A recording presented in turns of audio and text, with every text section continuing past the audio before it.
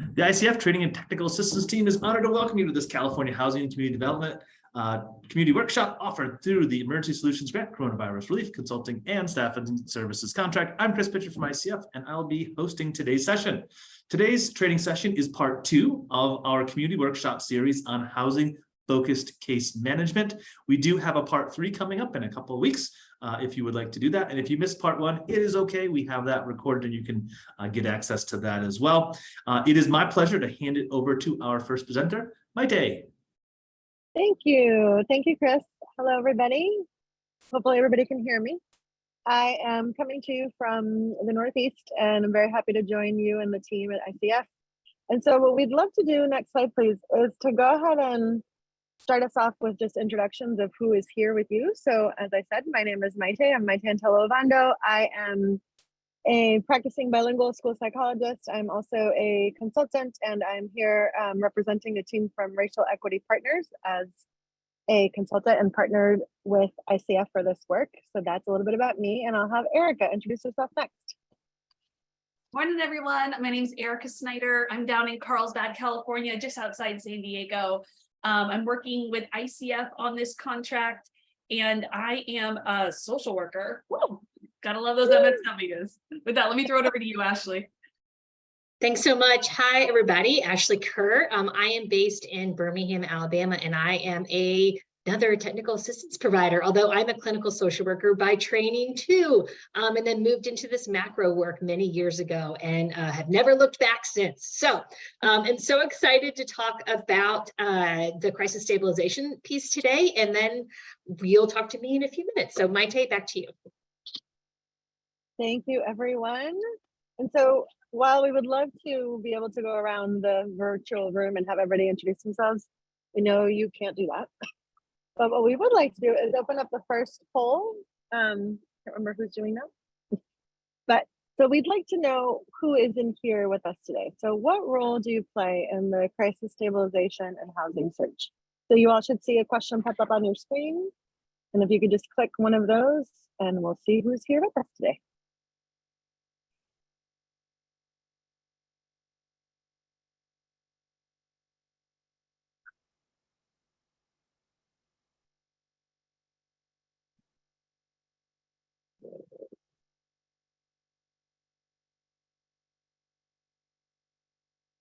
I'll give it a minute or so for someone that has access to the poll answers to let us know who's in the room.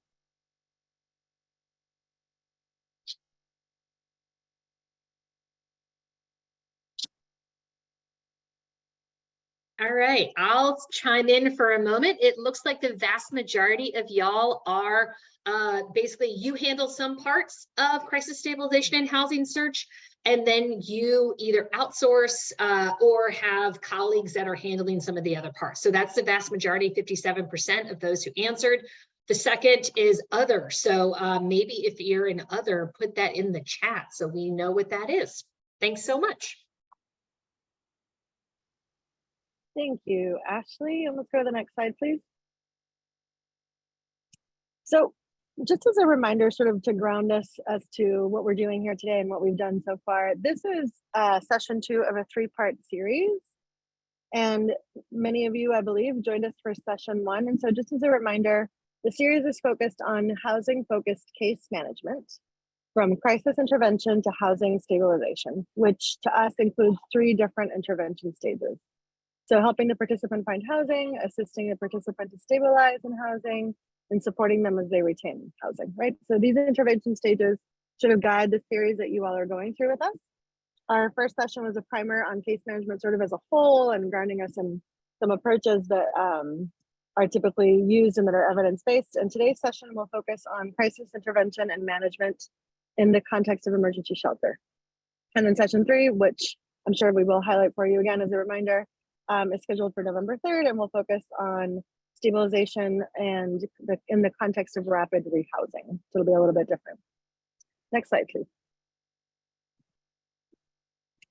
So we've done welcome and introductions. So we're going to do a recap, which I'm going to be responsible for, and then I'm going to hand it over to my teammates. And then we'll talk a little bit about next sessions as well before we're done with today's session. So let's do a recap. Actually, if you could go back one, sorry. Thank you. If you all could type in the chat how you would define housing focused case management. We're just curious to see, and again, maybe not everyone was able to join the first session, but just sort of as a quick check-in, how would you define housing focused case management? So if you could please type in the chat how you would define it, and we'll give it about a minute or so.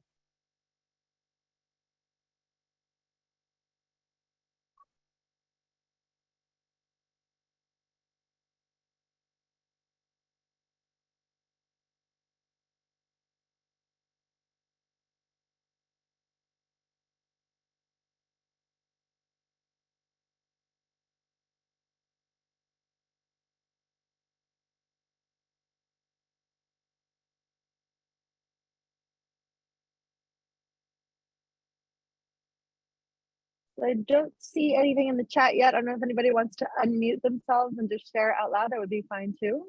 Oh, thank you, Ayana. Let's see. You said housing focused case management to provide support and assistance with housing needs by linking the client to resources and assisting with home management.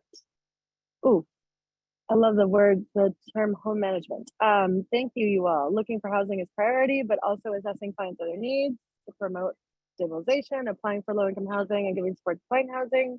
Great. Working with clients to remove barriers and find resources to gaining housing and staying housed. Providing resources and assistance. Yep, love it. Thank you. Also, love the alter. You can go to the next slide now. Thank you, everybody. So to get technical for 1 second, this is the definition that we chose and used in the last session. So housing focused case management is individualized support. It's very important, individualized, meaning that this is not a cookie cutter approach. This is very much dependent on the participant you're working with.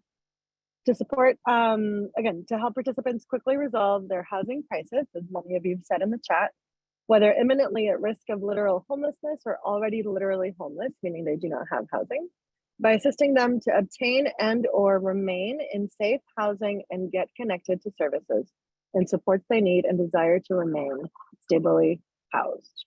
So that is the, again, sort of definition that we're working off of.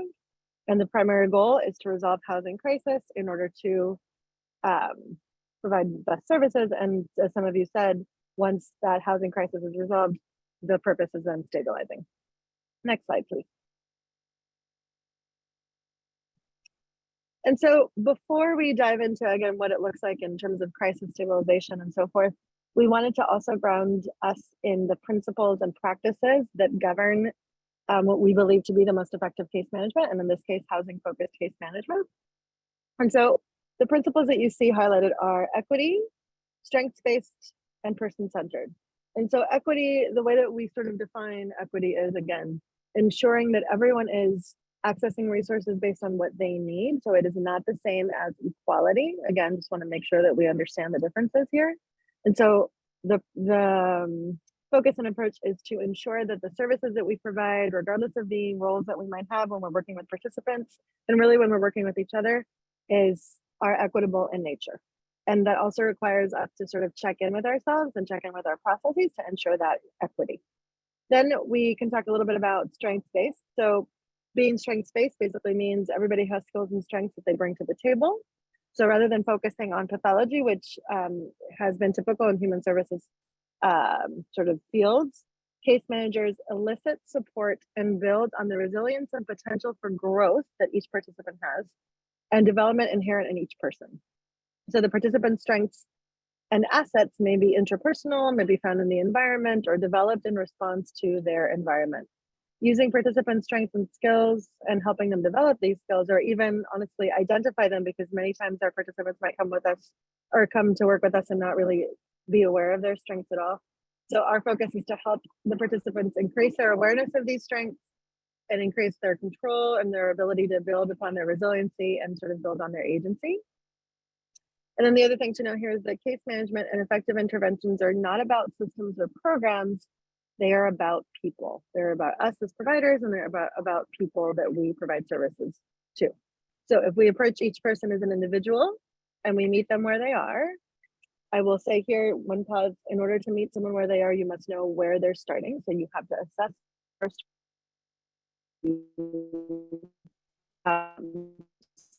So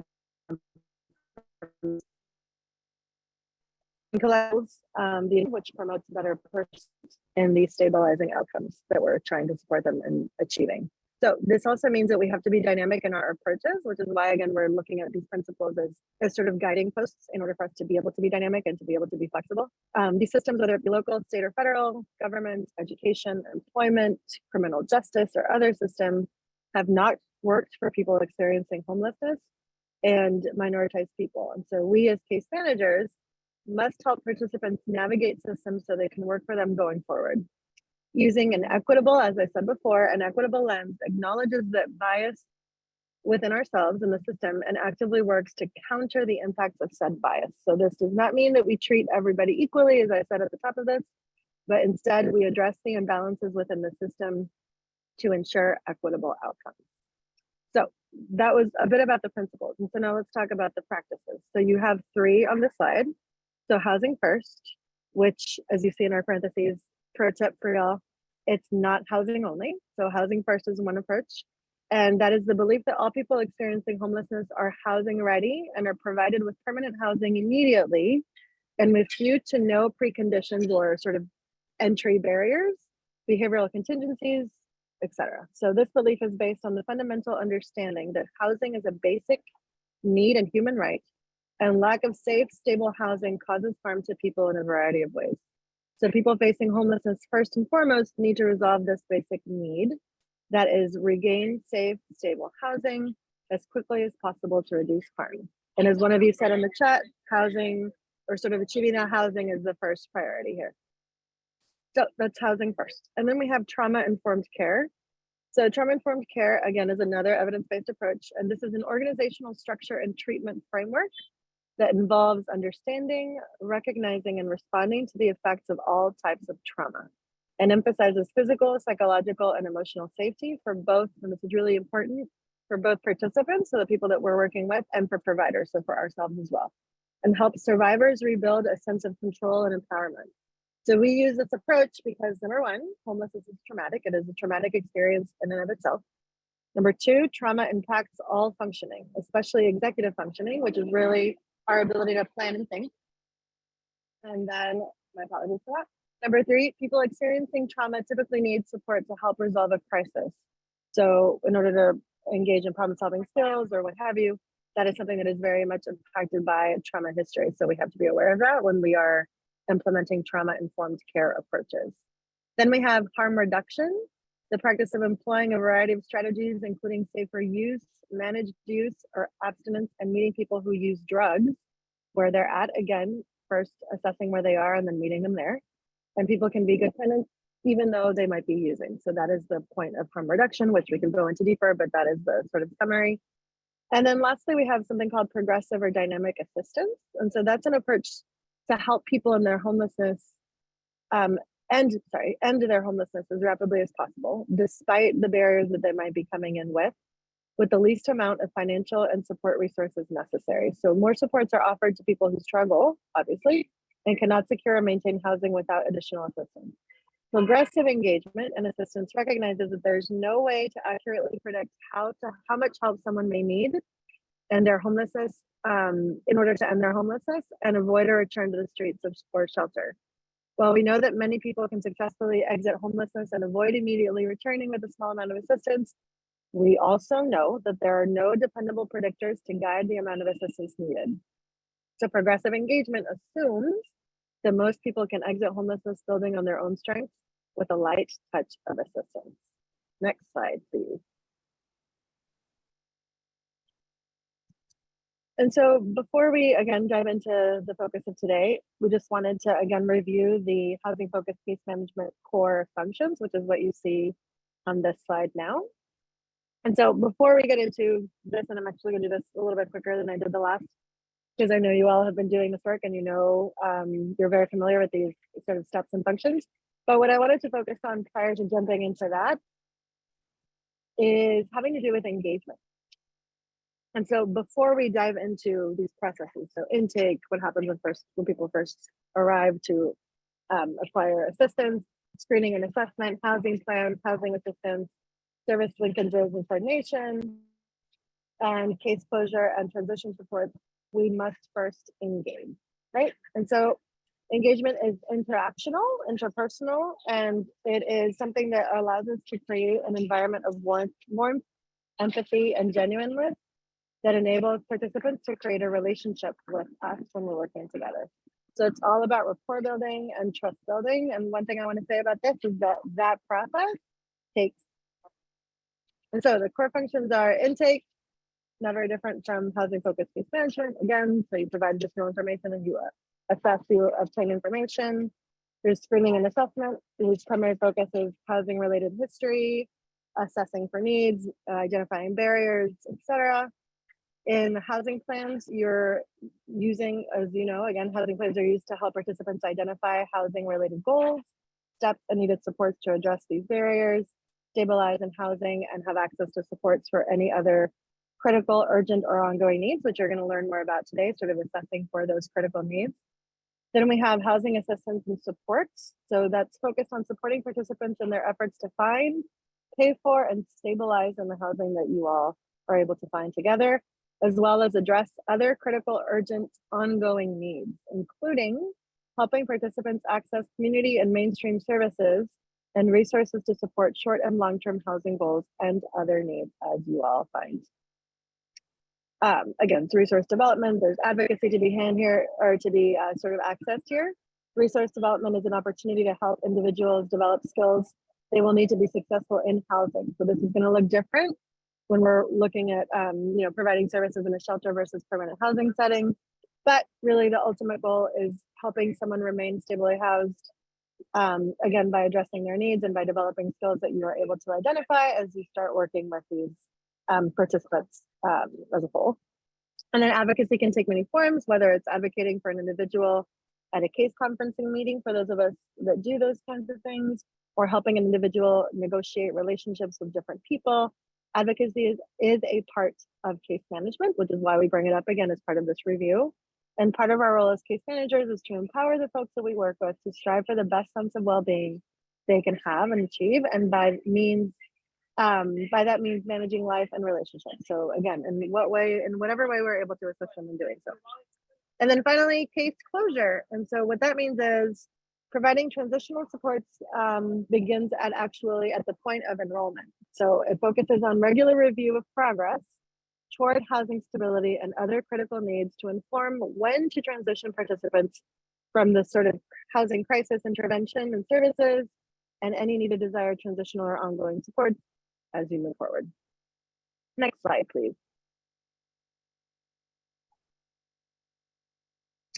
All right, and so before I hand this over, I believe, to my colleague, Ashley, who's going to dive deeper into stage one, we just again wanted to review the stages of housing focused case management, which I mentioned at the very beginning. So what you see on this slide here are three sort of stages, right? So you have crisis stabilization and housing search, where the goals are, as you see here, focus on emergency health and safety needs first. Then we go into what we are calling housing stabilization. I do think that another way of thinking about this is housing maintenance. And so in housing stabilization, the goals and actions are focused on stabilizing and housing, addressing income, tenancy, childcare, service connections, et cetera, which again, many of you mentioned even in your definitions of housing focused case management. These goals and sort of where you are updated regularly as goals are achieved and plans and circumstances change. And so that connects to also the housing plans. Housing plans are not static documents, they are living documents and processes. And then you have in housing retention, the goals and actions are focused on continuation toward longer term goals. And then there's a contingency plan for future housing emergencies. So again, we're just showing you this as an effort to ground us in the fact that this is a dynamic process. So this being how we provide housing focused case management, and that there are in fact 3 stages. The other thing I want to say is while we have this in stages and it's a very nice flow, things don't always flow in that way. So that's why it's so important for us to be flexible in the way that we're providing services for our folks and for our participants. So with that, As I said, we're going to focus on the first stage, crisis stabilization and housing search today, and I'm going to hand it over to Ashley. Thanks so much, Maite. All right, let's take some time to really think about how we're supporting the people that we're serving through this crisis stabilization and also the housing search process. So given the crisis situation that people who are experiencing homelessness face, these crisis stabilization and housing search plans and the supports that we're going to be offering or that we offer as case managers should really focus and include goals and actions that focus on emergency health and safety needs that have to be met immediately, and then also the steps for housing search. So as we have these conversations, these assessments, as we're screening and helping to create a housing focused plan with the individual we're serving, some of the questions that you're going to need to consider are, what are the emergency health and safety needs that need to be immediately met in order to move this person forward, in order to help see progress? What tenant screening barriers were identified, and we're going to talk about those a little bit later in this conversation. What landlords do we work with that may be a particularly good fit for this particular person? There are landlords out there that have a special spot in their hearts or in their work for survivors or for other people in different subpopulations that you may want to consider, and that would be a good match. Also, how much can people afford to pay, right? Especially initially, there's a lot of upfront costs in order to get into a unit. And then what are the limits that you can offer as a case manager with regard to housing subsidies and things along those lines? Really, let's go back to what Maite said at the very beginning. This is about the person. What kind of housing does the person want? What kind of housing does the person need? Where do they want to live, right? They may have children and they want to live in a particular district where they can get and access certain schools. We all need to be thinking about what we can do to really satisfy what the participant wants, while also dealing with the realities of, frankly, the housing market and just the realities of today. And then, of course, what types of help are we providing? Many of you mentioned that other colleagues are providing other things. So how are your partners and how are your other colleagues supporting the individuals that you are all serving? So really the assessment interview, which is, let's just face it, really ongoing, right? Although you are going to start with an initial interview. And this conversation that we have is really just the beginning to help us answer these questions. And we may need to, as Maite said, be incredibly flexible and adaptable because things are going to have to be adjusted, right? What's happening right now for a particular program participant may be very different than what's happening for them in 6 weeks, right? Or 8 weeks. And so we really always need to be thinking about how we are best serving the person in that moment, while also always guiding and thinking about what permanent housing is going to look like and can be. So let's talk a little bit about the goals for screening and assessment, right? Our basic goal here is to understand the person's housing related history, the needs, the barriers that the person is facing or has faced in the past, that person's resources, and their preferences, right? All of these things inform a plan that helps us resolve the housing crisis successfully and as quickly as possible, right? So through the screening and assessment process, we're really also seeking to further understand the other critical needs that are requiring urgent attention. So while we're going to talk about critical and urgent needs on the next slide, I'd really like to focus on the 3 bullets, the last 3 bullets here. So really, when we're thinking about a housing assessment, we want to be able to understand how much income, resources, and expenses that the participant currently has, especially really taking a look at those that are key to finding and securing housing, right? And that includes childcare and transportation and probably a variety of other costs out there. Also, what are the housing requirements? What are the must-haves, right? How many bedrooms? If this is a household with multiple people, how many bedrooms do they need? Are there particular accessibility features that need to be there, right? Does your program participant need to live, or does the program participant that you're serving need to live on the main floor or near an elevator or something else, right? What kind of accessibility features are necessary? And then the proximity to public transportation. And I'm just going to put a caveat out there that public transportation is in urban areas mostly, right? Like when I work in rural communities, there's no such thing as public transportation. So I just want to put that caveat out there that you may need to think about who's the local taxi. What kind of other types of transportation can you get? Can a neighbor take somebody? Can a family member? Can a case manager help get people to and from? What are the housing preferences, right? If you have multiple teenagers, I'm just going to say in my house, an extra half bath, critical to keeping everybody sane on a daily basis, right? So would an extra half bath go a huge way in helping this household stay stably housed? What about proximity to grocery stores or pharmacies or their job or even daycare, right? Or childcare. And then we're going to be talking about, and again, we're going to get into this a little bit later today, but these housing barriers that relate to both tenant screening, right? How does a tenant obtain or get a place? And then this housing retention, or how does the person keep that place, right? These are the characteristics that a landlord is really going to care about, and a significant focus of the housing plan that we're going to be developing with the participants that we're serving. So we're going to go back to that critical and urgent need place and really thinking about what we are assessing for. And as I go through this, I'd really love for you to put in the chat, and Eric, if there's anything, because I can't see the chat, that is just totally amazing that we want to share, please do so. But really, what have you found helpful when assessing critical needs of the people that you are serving? What kind of open-ended questions do you use that elicit the most information? How do you assess and screen in a trauma-informed way? I'd love for you to put that in the chat as I start to go through this slide. And then Erica, I'll stop at the end and ask if anything was put in there.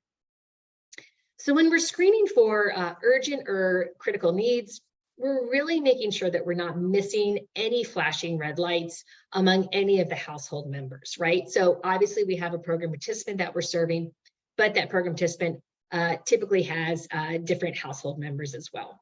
So we're really trying to stay focused on things that are happening with people that are immediately affecting their safety and well-being. That goes beyond housing, right? But we're not trying to over-assess or over-intrude into areas that are really not relevant to immediate and critical needs. So some examples of issues that we might find when we're screening for critical and urgent needs includes that someone has a prescription medication that has lapsed, and that is critical to their functioning and their really stabilizing their mental health condition.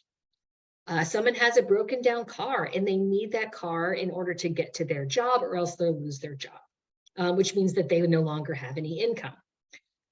What if somebody is really food insecure, or the household in general doesn't have enough SNAP benefits or cannot access enough money to be able to feed everybody in the household? And then, of course, we're looking for other things like how much debt does this person have, and are there debt collectors out, right? Really hounding them to pay off what they owe. And then, of course, if there are children, including teenagers in the household, really screening for well-being, not only educational, but emotional and physical too. So when you're doing this, just some considerations. You're going to be using, right, this is a high-level screening, and you're going to be using open-ended questions whenever that's possible. So you may start to ask about some daily needs like food or clothing or toiletries. That may open up the opportunity to ask a little bit about the daily needs that they struggle with, right? Or any of the family members are struggling with at that particular moment. So of course, you're taking all of this data in, you're formulating plans in your head, and you're really thinking about how that is going to inform the conversation going forward, and how you're going to serve this person. Erica, anything great in the chat that came up that you want to share?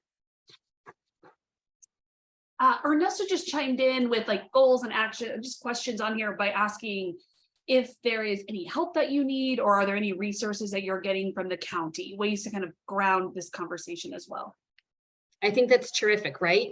We're not doing things in a bubble or in a vacuum, so we are always looking to see how people are outsourcing, right? I mean, part of I think the joy in working with anyone is looking at the strengths that they bring and the resiliency that they're bringing. So people are outsourcing, right? They may be getting services from a couple of different places. That shouldn't affect what you're doing.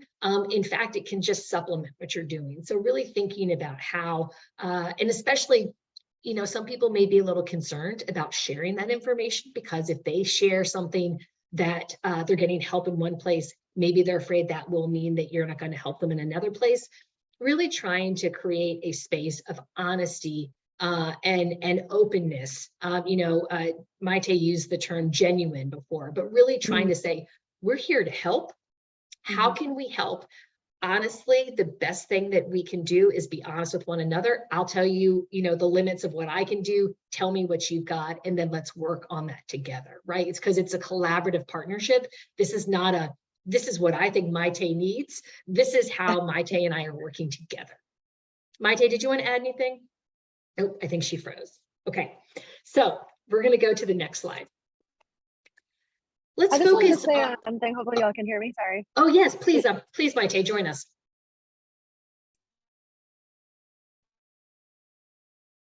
Oh, I think that she froze it. But I just wanted to say that it is really important to look at how you're asking. Yeah, I'll just type it.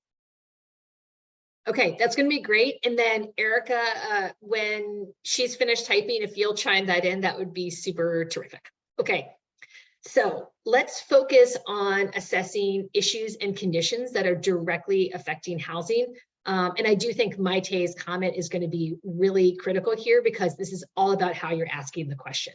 This is all about making this space comfortable, because let's be really honest here. These are personal questions. These are questions that make people feel vulnerable.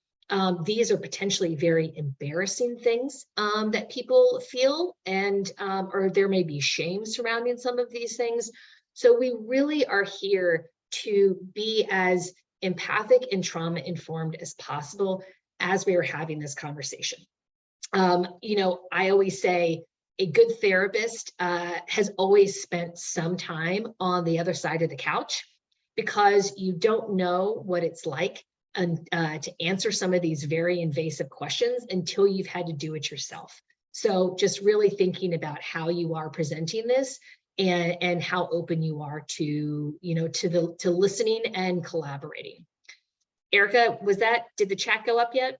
It did. So Maite was sharing that she wanted to remind us of the power of open-ended questions, because once you elicit by saying things like, what kind of help might you need? If we say, do you need something else? They might say, nope. So another way of asking is, how can I help? So keeping it broad, that way people can chime in and probably have more latitude with what they respond with. I think that's terrific. And also, I'm sure Maite can give me some jazz hands on this, but silence can be a good thing. Just sit there for a little bit of time. It's going to take people some time to recall, some time to get comfortable, some time to really just try to go through that Rolodex in their head, right? There's a lot of things going on at any given time. It's hard to bring up all of this information, and they've probably told it to like 15 or 20 other people, if not more, right? So. All right, let's go into some real personal stuff around income, resources, and expenses. And this is a place where I really want to emphasize honesty and I would say some confidentiality pieces here too, because people have, if they do have under the table income, we need to really consider that is under the table. But we need to know that there's some money coming in. We also know that people have expenses that they may not want to talk about, right? But it's there. And so we really need to think about this as we are assessing for really income, expenses, a budget, right? So let's start with income, resources, So let's say here that we're looking at, right, employment, but we're also, as I just mentioned, under the table. That could be babysitting. That could be doing some other things, right? So there's any number of ways that people are getting money under the table. Maybe they're cleaning out a restaurant at the end of the night or things like that, right? There's all kinds of under the table income, but we want to know what that is and how frequent it's going to be coming in. So that can help us assess the income level and what we need to think about going forward. Also, what kind of cash benefits, right? Do people get cash assistance? Are there disability? Do you get child support? Is it getting paid, right? You could have child support, but those payments are not coming in. So then that's really not reliable income. Also, these non-cash benefits, right? So health insurance, childcare, some sort of housing subsidy, food stamps, right? And there's other non-cash benefits as well. And then other resources, right? So while it's not necessarily income, do you have a really good friend that has a reliable car who can take you to and from appointments? Are there family and friends who you can't live with, but they can support you in another way, right? Like they'll take care of your kid a couple days a week or something else. Maybe they'll bring you some meals every once in a while, right? So just thinking about some of those other resources that can be super beneficial here. And then let's also talk about expenses. Right? You've got expenses like ultimately rent, but food, gas, childcare. And then I'm just going to put just this large umbrella of discretionary income or discretionary expenses. That may be people give money to their church or to a friend on a regular basis. They may spend that money on things that they don't want to talk to you about, but they can say, I generally spend about $30 a week or a month or something like that on something, right? You need to be able to at least hear that from a very non-judgmental framework and approach so that people can be honest about this and that you can have an honest conversation going forward. Hey, Ashley, can I just chime in on that Please last do. slide? For us Californians, I put this in the chat, but for folks who might be listening along, TANF, we call that here CalWorks. So we take the federal names and we've given them our own California flair. The SNAP program would be connecting folks to CalFresh. And then if it's Medicaid, we call it Medi-Cal locally. So just wanted to make sure for folks who might not make those connections that we were connecting it back for you. Yes, thank you. And you know what? Before this gets published and gets sent out to everybody, we'll make those changes on the slide so that it's super relevant to California. But thank you so much for that. All right, let's talk about housing requirements and preferences. And I want to be really honest here as we think about this. We're going to be having some conversation, some very open and honest conversations about must-haves and then wants. And we all have must-haves and we all have wants, right? So let's really try to talk and work through those. But we need to think about certain things, right? What are the accessibility and safety features that somebody needs in their particular housing unit? How many bedrooms, as I mentioned before? Where do they want to live? Are there particular amenities, right? Like if you have a large household, having to go to a laundromat is incredibly difficult. So can we find laundry on premise or even better, like in the actual unit? So, I mean, just thinking about some of the amenities and how it can be individualized for the participant in the household that you are serving. Now, I want to be really honest here about the must-haves versus the wants. As I mentioned, we all have those. The point here is to be super realistic. The unit that people are going to be moving into may not be the most ideal unit that they want. It needs to be ticking the boxes that are must-haves, and that includes safety, right? And particular neighborhoods. But it may not be where they're going to be in 6 months, 12 months, 24 months, 48 months, right? So framing it in the light of, hey, let's get the must-haves, let's get you stable, let's work towards the next phase. Even if right now, this does not have all of your wants, maybe in the future, we can have some of those wants. And I just want to be super like cognizant of what's happening right now in our world. I don't know if anyone listened to NPR this morning, but they talked about shared housing approaches, because it is so hard to find units right now, that shared housing is not only a great intervention option, but also has been really helping in incredibly tight housing markets. And let's be super honest, California has and always will have a really tight housing market. So again, must-haves versus wants, and thinking about how we can move somebody forward in this whole process.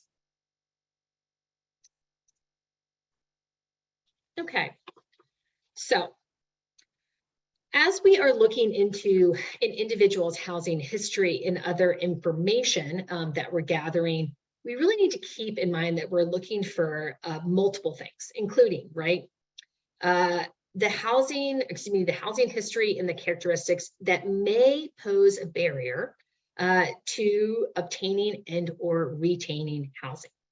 That includes an income and employment history, right? Criminal record, if people have that, poor credit, no credit, unpaid bills or payments in arrears, court judgments, right? And then also really trying to think about past housing experiences, issues or challenges. And I'm also going to put here the caveat of successes. Where has somebody been most successful? And really, how can we build upon that? And then there may be some landlord references, right? You may be able to talk with a landlord that has worked with this particular participant in the past and may be willing to rent to them again if certain conditions are met. So again, trying to think about some of those things that we are, and trying to mitigate some of those barriers. And again, there could be some errors in the public records out there, right? So you may need to do a little bit more sleuthing and really try to help your participant get in the most positive space possible in order for them to be able to secure a unit. So we're going to talk a little bit about these tenant screening barriers, and we're going to talk a little bit about housing retention barriers. And of course, the tenant screening barriers are really about trying to reduce the, trying to reduce the barriers that will prohibit somebody from obtaining the housing. And then we're on the housing retention side, we're really trying to make sure that we can address the different types of characteristics or activities that could, that we hopefully can keep them in their housing. But again, if there's some characteristics or some behaviors that may be an issue with housing retention, we want to know that as well. So when we talk about tenant screening barriers, these are really the types of barriers that correspond to the criteria that many landlords are going to use to decide on whether or not to select that tenant. So how much income do they have? What their rental history is, right? There's so much information we can get in public record, online, and all of those things that you really need to be able to do a little sleuthing and figure some of that out on behalf of the participant or alongside, right? Depending on what that participant can do with that at that moment. But really, it's really thinking about how can we, again, get or help the participant get in the most positive light in order to be able to obtain that housing. So the housing retention barriers, right? We really need to make sure we have a clear understanding of the conditions or the issues that could jeopardize a participant's ability to pay the rent in full going forward, on time, to care for the unit, right? To follow a lease, or even interact constructively with the landlord or other tenants, right? What does it mean to be a good neighbor? What does it mean to request a maintenance issue or address a maintenance issue and things like that? Now, again, this is different than one-time issues, right? Everyone has bad luck. This is really about ongoing events or behaviors, characteristics that may cause issues either to obtain the housing or to retain that housing going forward. So again, why do landlords screen? We know this, right? They want to have their rent paid on time. They want the building treated well. They want the neighbors to be happy, and they don't want any sort of trouble of any kind, right? Whether that's inter-neighbor or between neighbor and landlord or property manager and all of those things. We also know that landlords can have many issues with someone who has an absolute pristine housing history, right? This is just the reality of life out there. So use that kind of, use the knowledge and the skills that you have and your relationship with the participant to really sell that to the landlord, right? You are the advocate, not only for the landlord, but for the tenant. You are the go-to person. You're going to be the problem solver, right? Landlords will often overlook tenant screening barriers if you can provide the better guarantee, right? If you have a problem, landlord X, call me. Let me come in. I'm going to be talking to the tenant on a weekly basis. I'm going to be visiting. I'm going to be doing all of these things to make sure that they are a successful tenant. And so with that, let's have a great working relationship together.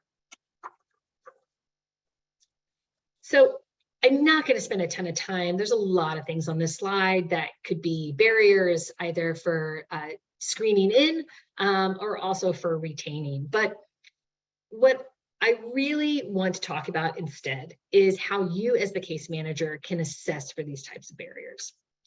So again, there are some specific areas to look for with participants when you're exploring their housing history and when you're working to identify their relevant housing and screening barriers.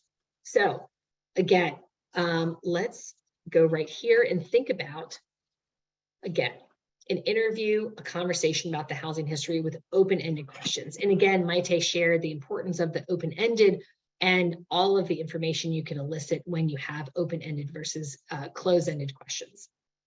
But let's talk about a past housing experience or experiences.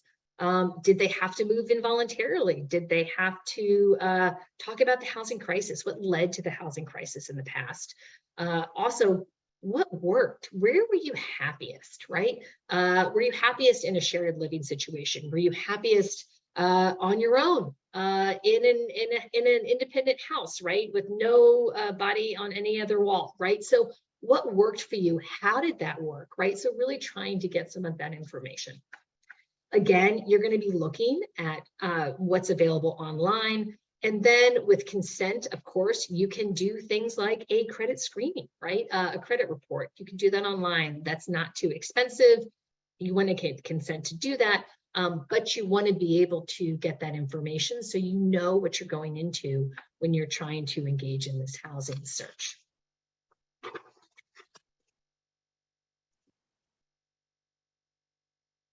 And lastly, I just want to say, obviously, there's some possible challenges to past housing stability. There's a lot on the slide. Again, you'll get it when we pass this out. But what we want to always remember is landlords care about paying the rent on time, treating the building with respect, treating other people and neighbors with respect, and then following the lease, right, and avoiding issues. So we need to think about patterns. We need to think about housing history, and all of those things will really feed into these plans and the support that we're going to be able to offer to the participant. With that, I'm going to turn it over to Erica, who's going to take us into the next stage of this presentation. Awesome. Thank you, everyone. I know Ashley had that slide up about housing barriers and things. If you're involved in housing search for folks, I'd love to hear what trends you're seeing in your community that are popping up as challenges to get folks housed. I know we're kind of operating in a different time of life post-COVID, and a lot of landlords and property owners have heightened concerns given just the various eviction moratoriums and things that were going on. So love to hear if you're seeing this play out differently in your market and than what you used to see before. All right, so what I'm going to start moving us into and talking a bit more is thinking through the actual housing stabilization plan, but not just that, about how do we revisit it throughout the process? And then what are some different tools and things that you can have in your tool belt to help strengthen and co-create this plan with the folks that you're working with to get housed? Some of this, you've heard us talk a little bit if you've been on some of the weekly office hours and likes. We've talked about housing problem solving. And so if you haven't, check out some of those tips and tricks, because I think that's a great conversation tactics to use as you continue on a housing journey with someone. But when we're talking about the actual like housing assessment plan and what that's going to look like, Ashley touched on this, but thinking about their income, resources, and expenses that they currently have, and we're going to dive into that. What are their requirements, their must-haves? Like maybe they need a specific amount of bedrooms because they've got kiddos and they know that, you know, they need to have that taken care of. Maybe they need different accessibility features or proximity to something. Ashley talked about transportation, but it also could be family, their support network. Maybe they want to be near certain doctors or grocery stores, you name it. But then there's also the things that are, this would be important or nice to have. Like, I would like to have a dishwasher, but it is not a non-negotiable. Like, it'd be great to have a washer and dryer in the unit, but I can go to the laundromat, those sorts of things. And then housing barriers. So screening and housing retention, which we've been talking about. And sometimes I also want to reframe housing barriers to be housing challenges, because I think when we're working with folks, easy to throw our hands up and be like, wow, this is just really hard to get this person housed. When it, like, if we could step back a little bit further and realize that like most folks with a criminal record are housed, most folks with a limited income are housed, most folks with fill in the blank. So like, yes, these are challenges, but at some point we can identify a solution. Next slide, please. And that's going to move us into co-creating that crisis stabilization plan. And co-creating, I want to double down on that. Like, you as the person who's sitting across from someone in crisis, know that you are not the sole person responsible for creating a plan that's going to work. Please, if you have one of that like superhuman tendencies to be like, yes, I'm going to do this for you, I just ask for you to like take the cape off and recognize that the person across from you just might need space to tap into their own potential, their own advocacy and agency. And because they're in crisis, it's really hard to dig deep to find that. And actually, we've talked a bit about how the brain functions.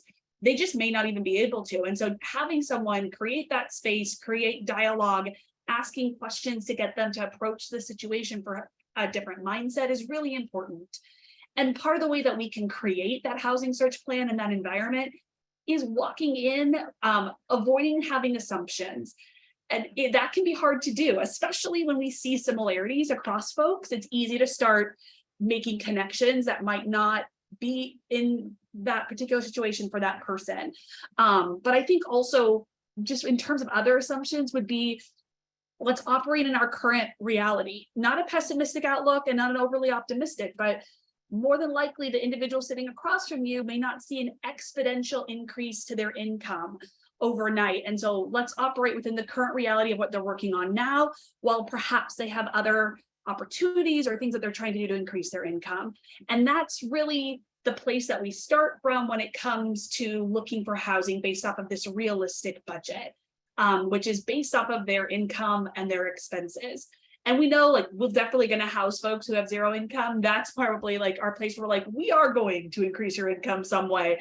Let's figure this out together about what are you passionate about? What are you interested in? What could you do? What have you done in the past? But the underlying assumption is like, let's not make assumptions in this place. And then when it comes to choice, you heard me already talk a little bit about housing problem solving. But ultimately, the decision of where someone lives is up to the individual. And if they're in a family, that family and that household. And what some things that can be great is asking the questions to have people think about what is going on in your life. Who do you know right now who potentially could be emotional support, who potentially could be there for you to provide you short-term, a safe place to stay. Maybe you know someone long-term who's renting out a unit, or a family member who'd be willing to let you stay there.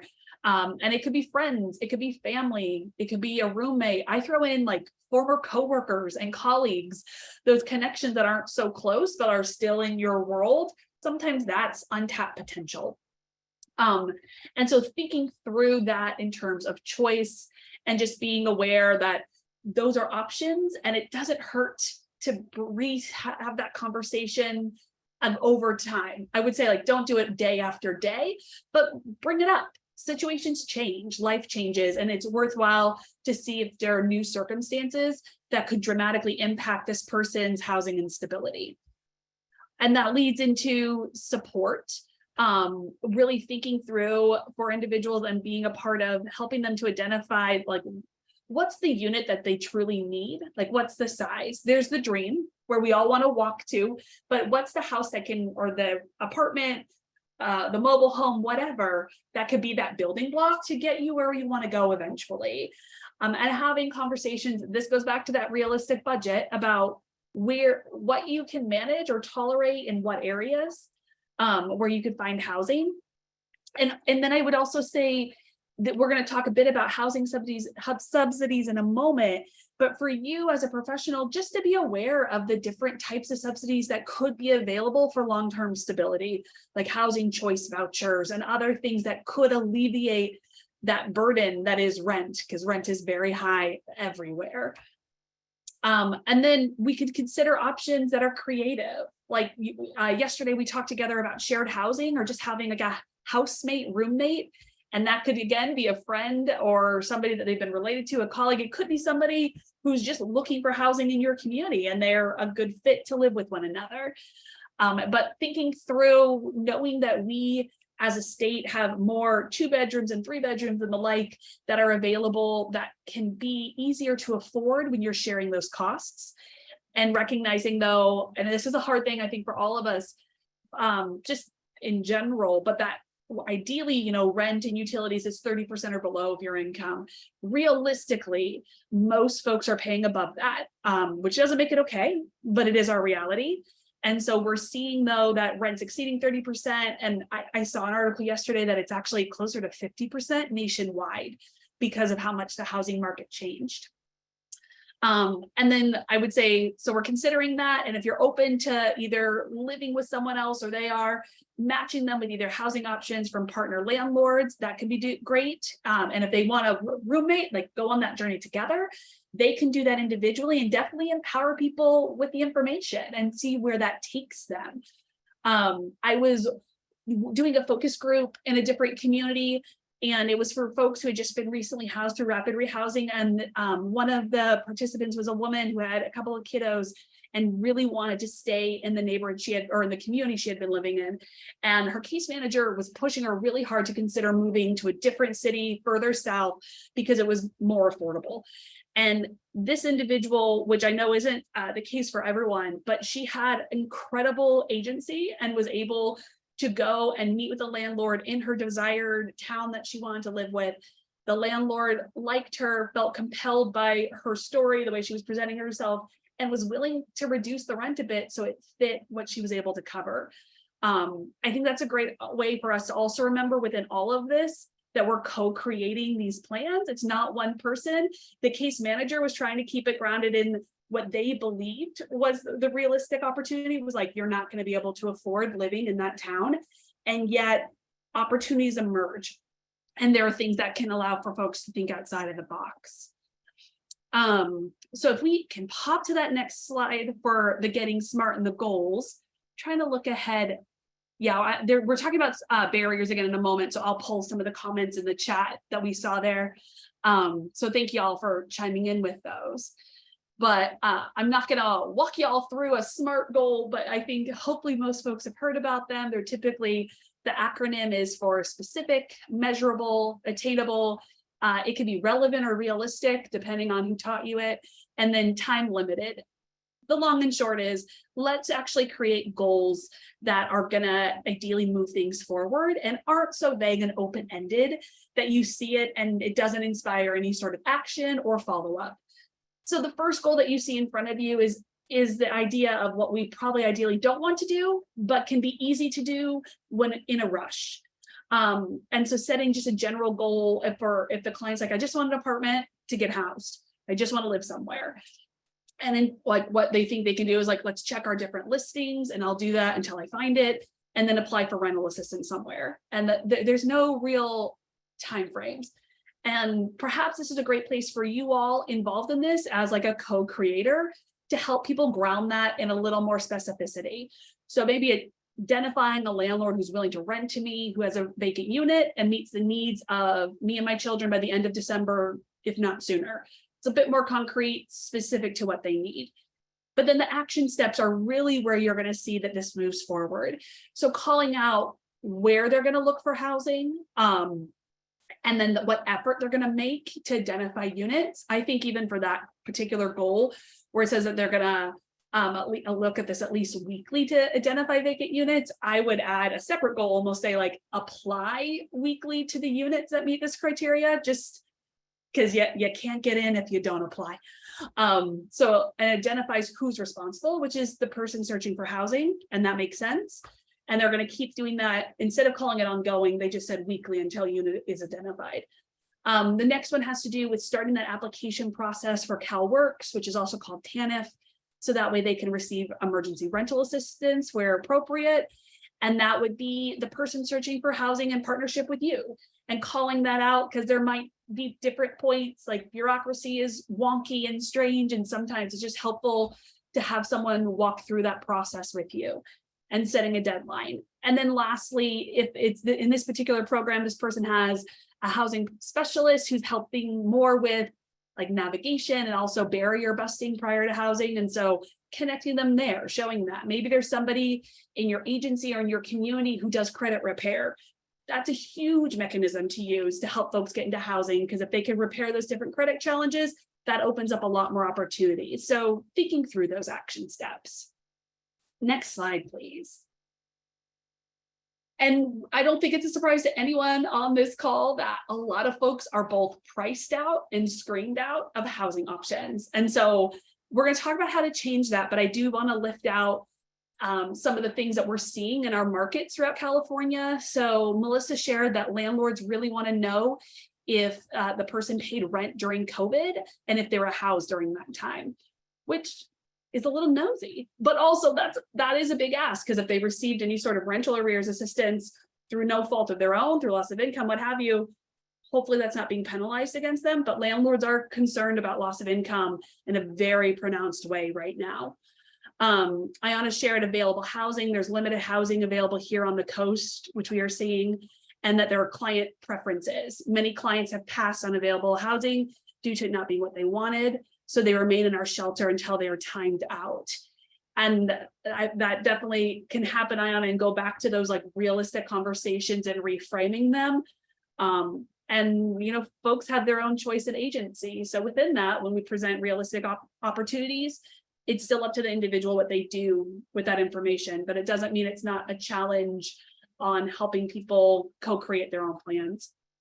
Richard shared that in the slow market, most landlords want 3 times the minimum rent, which is about $4,800 for take home on average, and $6,000 a month income, which is just, my eyes got huge, because that is huge. They're definitely looking for a specific tenant there. Interesting. I have more thoughts on that, but I'll pause on it. We'll get there later. And the Maribel shared that landlords are requiring a 700 credit score, which these are barriers that are going to happen for just general folks in our market. Like, these are big asks for anyone. And then you pair that with some of the unique challenges that the people we're working with are facing, and it starts to feel a bit daunting. So thank you all for sharing that the income and the credit scores, that is astronomical in and of itself. Some of the things that, though, we're seeing working in other communities, both in California and out of California, since ESGCD does allow for landlord incentives, but I would say, depending on your funding source, apply this where you can. Those landlord incentives can be a good conversation starter and a negotiating tactic. So depending on what you're offering, if it's 0 to like 3 months X rent, that can cover both the fears that folks would have, to Melissa's point about loss of income, because that's theirs to sit on in the event that something would happen. They could have that there. It also is being used in some places to negotiate a reduction in some of the screening criteria. And I know some communities are even doing like a sliding scale. Like, if you're willing to reduce The credit score, you could get this much. If you like add on the barriers you're willing to reduce, we could potentially give you a larger incentive. I would say pair that with the need in your community and the data you're seeing in your housing market, as well as the finances that you have available, and then the administrative burden of not having a set dollar amount, because that does mean someone's got to figure out the math and sign it and put that together. And so there are other factors at play, but these are tools that we have. I think too, there are things, and some of this is going to be things, a refresher for folks who've been involved in any sort of housing subsidy program, but highlighting the support for rent and utility costs while they're enrolled in your program, that there is some rental income that's coming through, that individuals coming also with support, a general market tenant. And you can even paint out the numbers if you want, like put like somebody that you're just renting to, Jane Doe, you just get her security deposit and you just get her rent. Whereas with ours, like not only do you get an enhanced security deposit, you could receive a landlord incentive, but also you've got someone to call to help broker conversations if there's a need. Someone that's working directly with an individual to get them access to resources and supports to make sure that this tenancy is successful and that they're able to continue expanding their network in the community. I would say on the other end of that though, like when you give their point of contact or aftercare, you gotta respond and like quickly, because landlords will hound everyone to get a response until they do. And so that's the other end of the bargain, is like, let's not overpromise and underdeliver, but let's realistically paint that like you're working with, like you're housing somebody who has way more support than the average individual. And like, how can we work together to provide that? Next slide, please. So there's just, you see here, the underlying knowledge is power. I think we've heard that quite a bit, but a big thing to do is to build our own knowledge set that we have on different housing options, on the landlord relationships and partnerships. And I would also encourage you, like you're not just an individual program in the community, you've got colleagues and partners, ideally through your continuum of care, but also beyond that, and share resources, share information. What are you hearing? What are you learning there? I know like Ashley and I don't work for the same company, but I know that if I call her or text her, she'll respond, and like we're both better for it because we're sharing information back and forth. And that's ideally what we're doing. It's not a siloed challenge, but these are community challenges we're all working together to do. And so within that too, though, that means like staying up to date on the housing and housing subsidies. And there's been some, like since COVID, I think that is one interesting thing that's emerged. We've seen new housing choice vouchers enter the marketplace, which are more opportunities, but then they're also slightly different eligibility and rules. And so what we know for wait lists and ways to advocate for clients or participants to get connected long-term.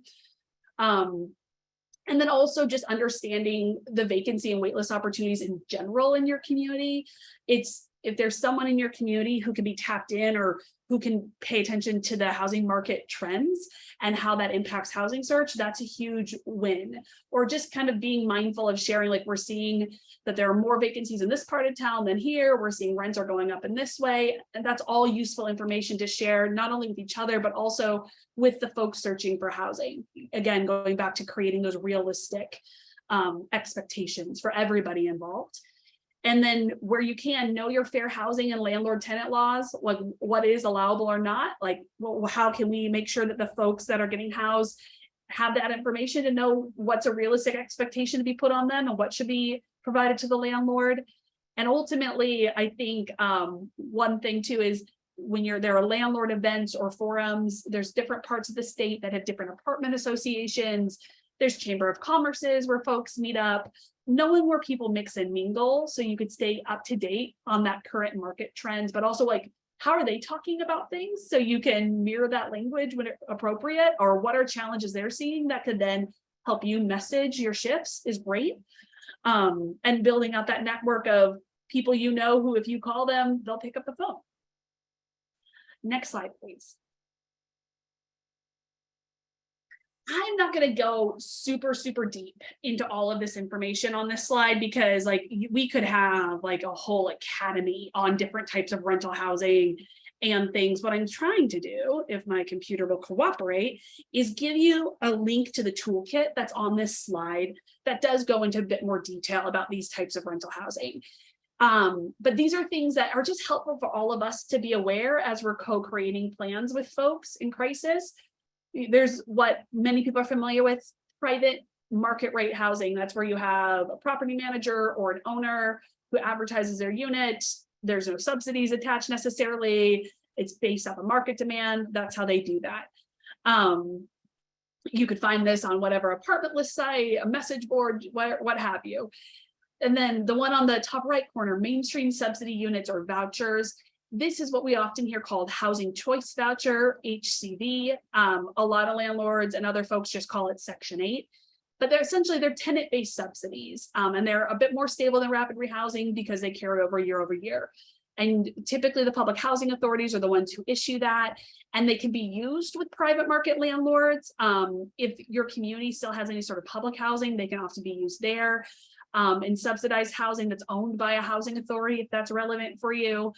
But know that they also can be used in low-income housing tax credit or I'm going to mess it up, LIHTC properties, and that they could get subsidized in different ways there. One great thing and a resource to think about in terms of if you have low-income housing tax credit properties in your community, and most of us do, is that they're not always closely in sync with the homeless service system. However, they are used to bureaucracy because they have federal funding in the program. So filling out forms isn't as overwhelming for them as other private market landlords. They also often have income limits and requirements there, like 50% area median income or 60%. That's an untapped resource because like a lot of our folks are going to fall beneath that and can meet those different thresholds. And so we talk a more similar language than probably most folks think. And it's just being aware of what their vacancies are and how you connect up to those lists. All right, I'll get off that soapbox. The other ones that we want to talk about and make sure you're just aware of are some of the different homeless dedicated units or vouchers. Some housing authorities and communities have a homeless preference that's in place, but there's also different vouchers out there that you might be aware of, like through your continuum of care programs, your permanent supportive housing that's there, as well as HUD-VASH or Veterans Affairs Supportive Housing that's specifically targeted to folks experiencing homelessness, as well as emergency housing vouchers that hit the streets last year. And then there's a new voucher type that's going to be coming out through the American Rescue Plan called the stability voucher. And then lastly, there's some special population units, and that depends, like there's for foster youth, there's for transition aged youth, elderly, disabled, etc. So I will move us forward. So I think the assistance that participants are going to need, this again, going back to those real expenses and what they can reasonably expect throughout that, and knowing that people rarely have a lot of cash. I would say, like, we know as a nation that emergency funds are a little sparse for folks, but especially if you're unhoused. And so they're going to need some of those upfront costs and assistance where it makes sense, like application fees, move-in security deposits, probably figuring out where to get furniture. And that not all the households that you're working with are going to need as deep of a subsidy as perhaps they even think or it initially presents. And our goal isn't to eliminate their rent burden, but to provide them with stability and to help them recognize the resources they have and how do they pair that towards living on a monthly basis where they want to live. And that ultimately, this is grounded in progressive engagement, with which Maite talked about earlier. But what we're trying to do is find just enough financial assistance, just in time and for as long as necessary to keep and remain in their housing. So not giving people a cliffhanger effect of like, yep, we're going to cover your rent in full for 3 months and then you're on your own, but working hand in hand to say, like, given your unique circumstances, we dial up, dial back, depending on what's happening. Next slide. These are some different resources, again, knowledge for your toolbox that are helpful in helping people increase their income. So I definitely recommend staying up to date with your WIOA programs, your Workforce Innovation and Opportunities Act Fund. Again, there's things that are limited, based off of income and other points, that's a good match for our sector, but may not be things that we're naturally connecting with. So staying up to date, and I put in a fact sheet there for you. And there's some other opportunities. I would also say we've talked about the different public benefits available, and helping folks navigate those processes can help with their earned and unearned income. But then also, what are different, like, we know we need help with child care assistance programs. Child care is expensive for folks. What does that look like? And not only just that, like, are there programs, but are there people in their network that they can use and rely on? What's going on within CalFresh, and if they are eligible for that? Food pantries, other local resources to alleviate some of the other financial burdens so that they could be stably housed. Next slide. And then I think a lot of folks really want to make sure people are focused on employment and really looking at that, especially as like a short-term goal, and recognizing that when we're meeting people where they are right now, employment might not be something they could focus on while they're looking for housing. And perhaps after they're housed, they have more bandwidth to look at those options. And that's a great opportunity to create space to talk with people about their job history and what they may be a good fit for now. What are their strengths? There might be things that they've limited in their own life of what they've gone after because no one recognized their potential, their abilities. And so looking at those while also looking at, are there other ways that to help stabilize them further down the road, like different job trainings, education, certifications, the like that will have you. And then in addition to that, like when we've talked about housing barriers, but there are things that can challenge folks when it comes to finding employment due to their own physical challenges or disabilities that could limit or change their options.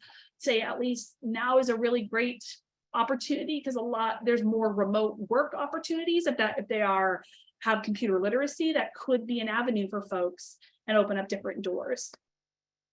And then when we're talking about, just the last thing here is thinking through like how stress is impacting their day-to-day and how that might impact how they show up in the workplace, and wanting to make sure that we're partnering with folks within that to resolve their crisis, but also not causing setbacks. And so what are bite-sized pieces to move this forward? Next slide. All right, this is my last slide, I promise. And then we want to hear from all of y'all. What other things that need to be considered long-term to keep folks stably housed are things that I think a lot of us just kind of may take for granted, like having furniture and linens and towels, like moving into a home that isn't empty or really sparse, creating a place that people want to come back to. There might be folks who have things in storage and different payments that they need to make sure is able to get incorporated into their moving area, the different inspections, but also like getting utilities turned on, paying those arrears, all of those details. These are things that help keep people housed because it's things that are making the home feel like it's an environment they want to be a part of. And if they can't get the utilities in their name, are they living with someone else who could get the utilities in their name? Or if they have a roommate, especially too. If folks are in that roommate situation or doing that, some things that are just helpful, that doesn't necessarily always happen, but can help for future like interpersonal challenges, would be having some sort of a roommate housemate agreement in place. Things that they could talk about, some of the hard things before it's in like an emotional escalated situation. But also already thinking through how are we doing, who's doing utilities, how are we splitting that up? Maybe it needs to be things like, are we going to do shared costs for toilet paper and paper towels? Or are we each on our own? Like, what are things that we're going to do? How are we going to handle cleaning the common areas, etc.? Things that might be conversations that happen inside, but if you can pull it together, if there's ever a breakdown in those understandings, you have a place to go back to, and they have a place to go back to long term. So those are some of the things within that longer term assessment that may require revisiting at different points because factors in life changes, but we'd love to throw it open now for questions that folks may have or comments. Ashley, Maite and I talked about these things, but you all are doing this on the daily. So we'd love to hear what are some of your own tips and tricks. I'll just, hey, Erica, I'll just address Ernesto's question. Yes, the slides recording will all be sent out post this training, so you can have access to both of those. Eric, I also asked you a question because you had mentioned a new vouchering opportunity that's coming down, and I don't stay on top of all this stuff, but I was like, oh wait, I didn't know that one. Yeah. What's your advice or guidance for best staying on top of that stuff if you're not already able to do so? I mean, of course you could subscribe to the different HUD listservs, but you got to check a bunch of boxes for it. What I find is the more digestible listserv is the National Low Income Housing Coalition. They put out different e-blasts, and then they'll link back to the HUD guidance, so you'll still have it, but they'll do just like quick paragraphs on emerging things, which covers not only like rental subsidies, but also things on the development front and just housing in general. That's a really great digest to have in your inbox. It comes out a couple times a week. You can glance over it, and it keeps you up to date and current on what's going on.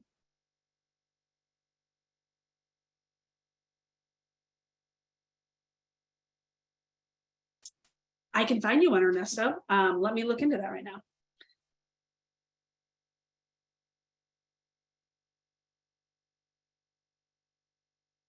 Well, Eric is putting that in the chat. Do other people have comments or questions based on anything that we talked about today?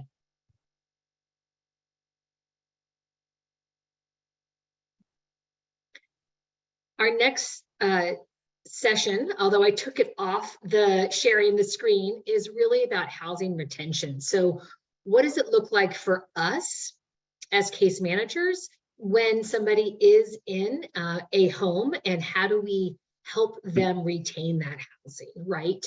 Again, we've talked about crisis stabilization today. We've talked about housing search today. That really is like an immediate sort of, in your thinking about the progression of your work with an individual, it's at the front end, right? So we're really going to be talking about the middle and back end, although that sounded strange when I said that, but that whole sort of like 2/3 section of your work engagement with these, with the folks that you're serving. And so we're going to be spending a lot of time thinking about, what can you do to really set somebody up for success, not only in the moment, but going forward, because you're not going to be there forever. So really, what does that look like? And it looks like there were a couple of chats that came in while I was chatting myself.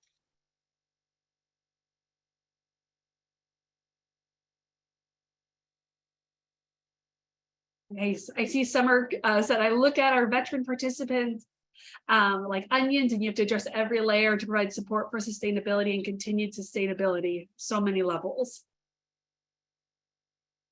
and layers. Whenever someone brings up an onion, it makes me think of the movie Shrek. That has nothing to do with this, but he talks about like he's an onion and he has layers. I think that's totally true, Summer, and I think you don't know those layers sometimes until you've been working with some for a little bit, and one thing's been resolved, and it's almost like its own domino effect. Ashley, you look like you wanted to chime in.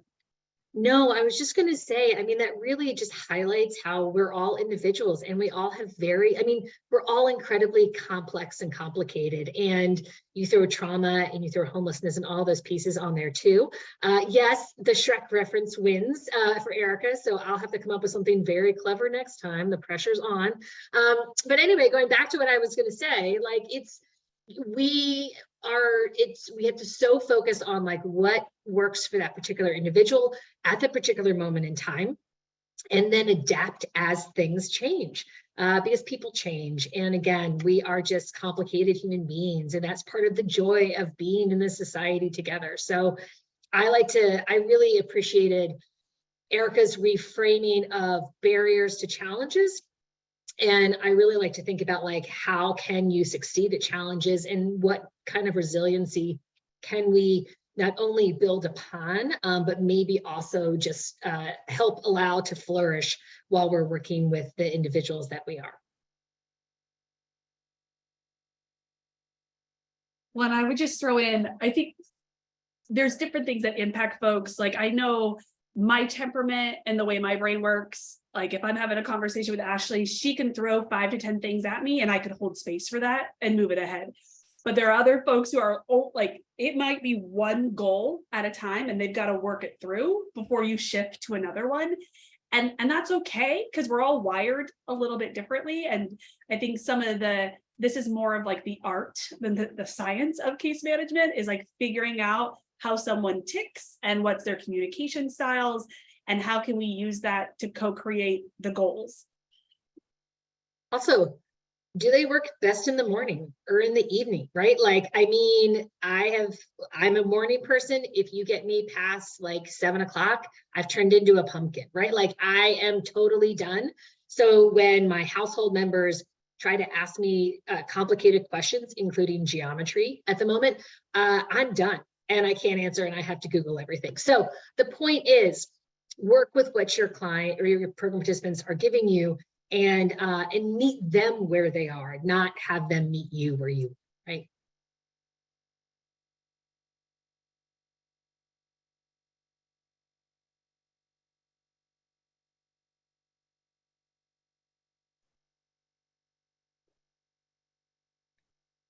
Seeing no other comments, Chris, I may give it to you for the outro. I think so. Thank you, Ashley, Erica, Maite. Great presentation today. And thank you all for attending today's California Housing Community Development Community Workshop session that we offer through the Emergency Solutions Grant, Coronavirus Relief Consulting and Staffing Services Contract. Look out for our next community workshop series. As Ashley mentioned, we have our third session on housing focused case management, housing retention. I got it. Housing retention, we'll be doing that in 2 weeks. So please do join us for that and others as you are able. I am not talking well. A three question survey will pop up when this session ends. Please provide that feedback. We look at it, and we look at it before the next session so we can adapt. If there's more you want to know, please do that survey. We do look at them. Thank you for joining us today, and we look forward to seeing you next time.